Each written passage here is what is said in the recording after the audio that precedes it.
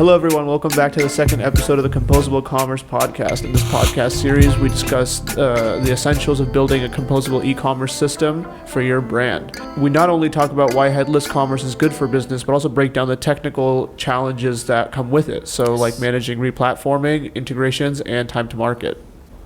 In today's episode, we're going to be talking about the concept of unlimited channels and touch points and how brands are dealing with them. So to start off our discussion, let's talk about where these channels came from and how we've been doing e-commerce before them and how they've changed our systems. Yeah, so Adit, if we talk decades ago, around 2010, so none of these channels were existed. Okay. There was only the web and the store. Mm-hmm. And these were treated as the individual channels or the separate system. So they kind of worked in silos, right? Yes, they were working in the silos and there were no dependency on each other. So the monolithic architecture survived. And it was in place at that time because the system was separate and there were no dependency on each other. Right. When there wasn't any dependency on each other, the customers also accepted that the experience, I guess, was siloed, so they didn't have expectations of a converging experience, right? Yes. So there was, if we can take the example, if the customer visit to the online store, if they browse anything and they see that yes, I want this item, and they keep that item in the wish list, and the next day if the customer visit to the store, so the store a person was not knowing anything about the customer and his liking and the browsing history and the purchase history. There was no data on the store side of the customer browsing on the web. So the system was in the silos. There were no dependency and there were no data sharing, right? And they were not connected. So kind of at no fault to the store employees, customers, as they got more engaging experiences through technology and digital mediums, they started to expect more of a kind of connected experience like they get from all these other technologies like Google and social medias, where you have one. Even now Facebook has unified like the messaging between Messenger and Instagram. So they're expecting these kind of convergences, and employees are kind of falling behind because brands aren't keeping up from their side of putting forth these experiences to their customers. There's this case study of Best Buy because they were one of the pioneers of this omnichannel journey. Yes. Yeah, I remember that. So in 2003, so Best Buy took an approach where they unify the online and offline, and they enable the post support for that. Means they were not treating the store and the online separately. So they took this approach against the Walmart so that they can compete the Walmart. So they unify the online and offline channel, and they were trying to give the post shopping support to the customers seamlessly. So they were trying that. So you could start maybe a customer support ticket online and bring that in store? Yes. And that was kind of unheard of at that time? Yes, something like that. Okay. And then as this omnichannel concept has skyrocketed in popularity recently, especially in the last 5 years that we've seen, this phenomenon of connecting all these channels, during that whole phase, I think it's become more and more difficult to define exactly what a channel is, right? Yes. So if we talk about the business side, so business thinks, the retailers or the brand owner thinks that online is a channel.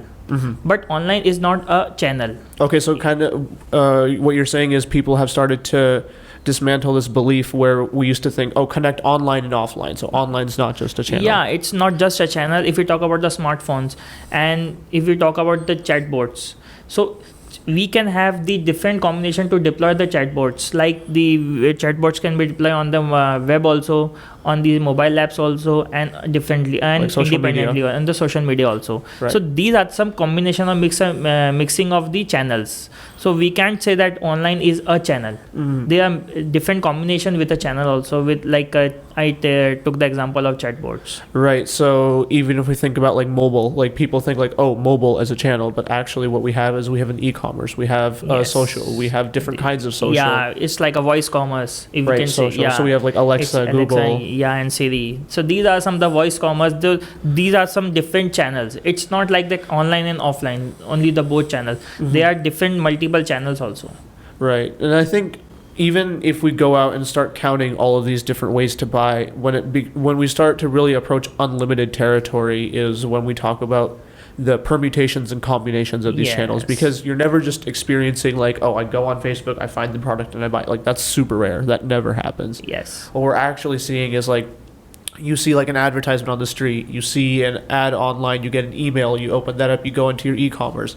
And then like a day later you see it on Facebook, and then you're like, okay, this is interesting, let me add it to my cart. Then you walk into the store and buy the product. Yes. Yeah. So it's important to have the data shared to the all channels, so that Right. you get the seamless experience across the channels. So brands or the retailers need to have the single system connecting every channel. Right. It's not like they are keeping the separate system and they are trying to connect these channels. It's important to have the single system where they can connect different channels. There's a great term for this, what they called it's multi-experience. Yes, it's MX, multi-experience. Multi-experience. So can you describe like what's the difference between multi-experience and what we've traditionally called omnichannel?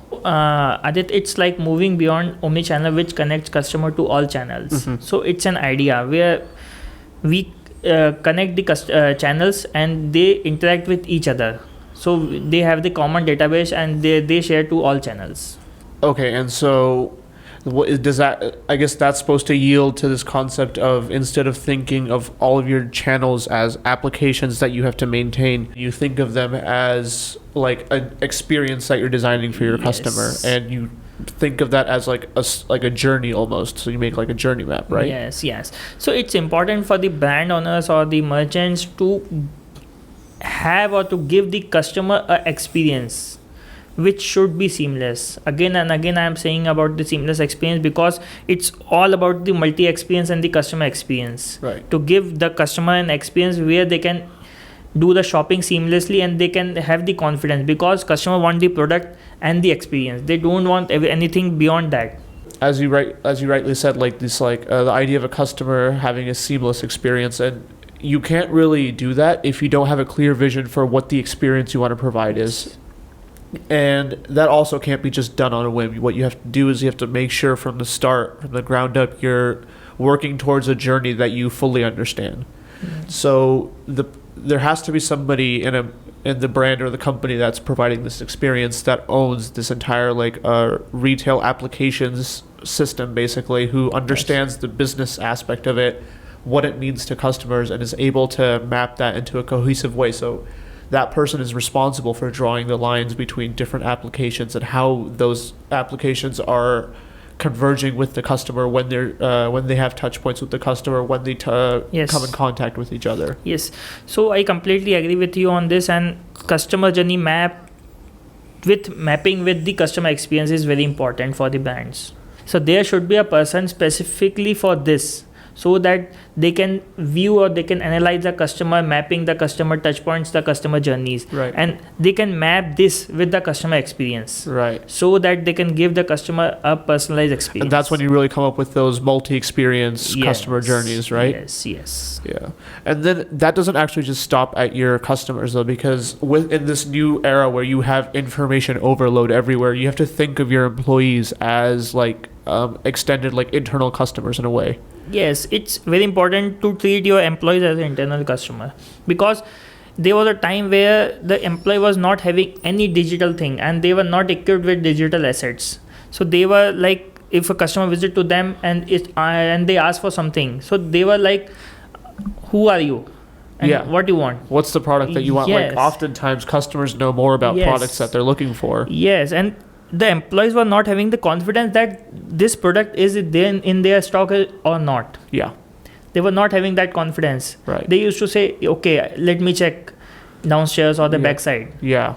So it was like a bad experience for the customer and the frustrating experience for the employees too. Like that's the main place where in the industry right now customer experiences are breaking down, where they walk into a physical store and they talk to a real employee and they have to basically regurgitate all this information that they've already like consumed and Yes. kind of put together somewhere else, maybe in their e-commerce or with the customer service, and then they have to redo all of that. If they're trying, maybe that could be like a returning experience where Yes. they've bought something online and the disconnect is so severe that they can't walk into a store and hand them this order.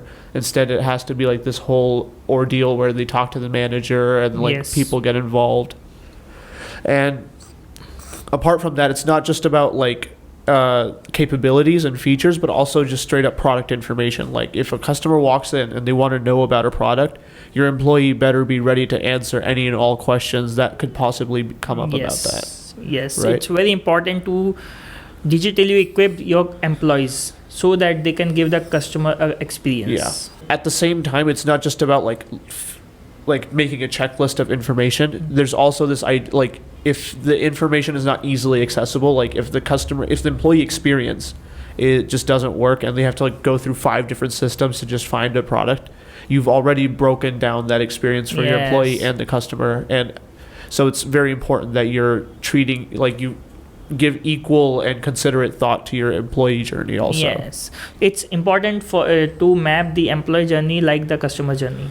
Yeah. So what the employees do and what are the touch points for them. So there should be a good experience for the employees also. Yeah. And this will lead to a good experience to them and they will not frustrated. Yeah. And like I think one of the first steps you can take towards that is there's a concept of clienteling that's being kind of spread throughout the industry. I think we'll maybe do a whole other episode on in-store experience and the details around that. Definitely. Yeah, so now I want to move on to like talking about the solutions that are out there that claim to solve this whole situation of giving a multi-experience journey for your customers and giving you an out-of-the-box omnichannel solution. So. Yes. So in the market, there are different omnichannel solutions. The packaging they have done. So they are claiming that they are omnichannel, but the retailers or the brand owners need to make sure that they also want the customer experience with that. So it's like the omnichannel solutions are not giving the customer or UI experience to them, and they have to again work on that area. Right. We don't have any examples for those platforms right now, do we? Yeah, right now, no, we don't have. Yeah, I guess we could call out some people. Yes. For bad experiences. Basically, yeah, what they're ending up, they advertise this like ready to go omnichannel solution, like, hey, we sell omnichannel, but what you end up with is like you open this box of omnichannel and there's like 4 distinct pillars that don't necessarily integrate with each other. They might integrate with each other, but they definitely don't integrate with your environment, your stack, ready to go out of the box. Maybe because they're just not API first, right? Yes, and it's important for the brands to analyze and to work on that side, that to evaluate the right platform to them. Yeah. Because you rightly said that they get the omnichannel solution, but they open the box and they see that these are some solutions, the stacks which are interlinked with each other, but apart from 5 to 10 two systems are not relevant for me. Yeah. So they need to see that which are the platforms which are relevant for me and which are not. Right. So they need to analyze these things also, so that their system can work in efficient way, and they can see that yes, out of 5 these two channels, these 2 systems I don't want, so that I can separate these things.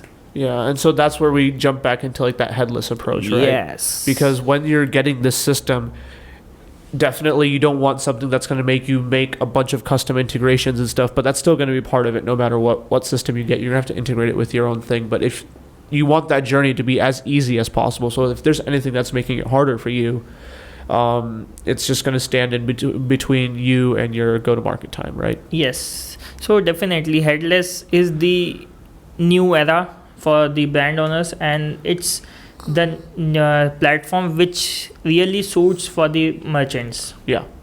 So I think that really covers what we wanted to talk about from this angle of creating customer experiences that have unlimited touch points, right? So if we wanted to like have one takeaway for our listeners today. Yes.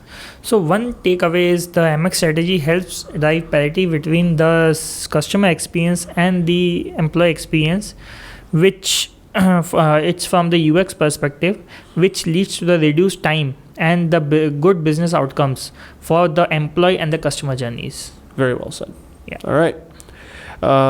Thank you for watching the second episode of the Composable Commerce podcast, and we will be back for some topic sometime soon. Yeah. Bye. Yeah. Bye-bye.